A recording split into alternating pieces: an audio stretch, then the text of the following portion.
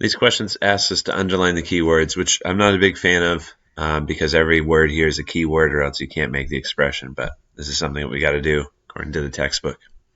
So the keywords are the ones that tell us to perform some sort of mathematical operation according to our textbook. So making something less than something else is is using subtraction. And the word of, we're taking a fraction of a number, so that means to multiply. So those are the two key words, two key things to underline according to our textbook. I mean, according to the real world, every single word there's key. But translate into an expression. So to make 4 less than 1/3 of C, you need to do 1/3 of C. So you could write it like this, and then subtract 4 from it. Right? A lot of students write 4 minus 1/3 C, but that's not correct because you're trying to take 4 away from 1/3 of C. Right? This is taking a number 4 and then subtracting 1/3 from it. This is how you make something 4 less than something else. Right? If you say my age is 4 less than my brother's age, then you want to be doing my brother's age subtracted by 4, right? Like my brother is, I think, 37. So if my age is 4 less than my brother's age, you would write it like this, okay? Another way of writing this is C over 3 minus 4. Either of those are okay there.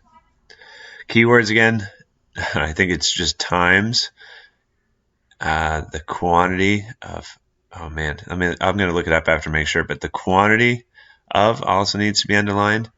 And then and I think needs to be underlined as well. I really don't know. This is just the silly thing our book and our textbook does. Okay. So I'm going to double check, but I'm pretty sure that's it. So this part's not silly. This part is something that's good to practice. The quantity is telling us to add things up. So 4 times the quantity of x and 4, they want you to write 4 and then a parentheses and then make sure it's a capital X plus 4. Okay. 4 times the quantity. We need to figure out what the quantity is first. That's why I put parentheses. We need to figure out what x plus 4 is first, and then we can multiply it by 4. And same thing with this, 13 less than, if my age, let's say it like this. If my sister's age is 13 less than my age, then you take my age subtracted by 13, right? You wouldn't write 13 subtracted by my age because I'll reassure you, you will get a negative number, right? This would be negative. So the order is important with subtraction. 13 less than something means you take that 13 away from it. So this expression translates to be 4 capital G minus 13. And then leaves is another way of saying equals 32. That's 13 less than 4G. Okay, and then the keywords less than and leaves.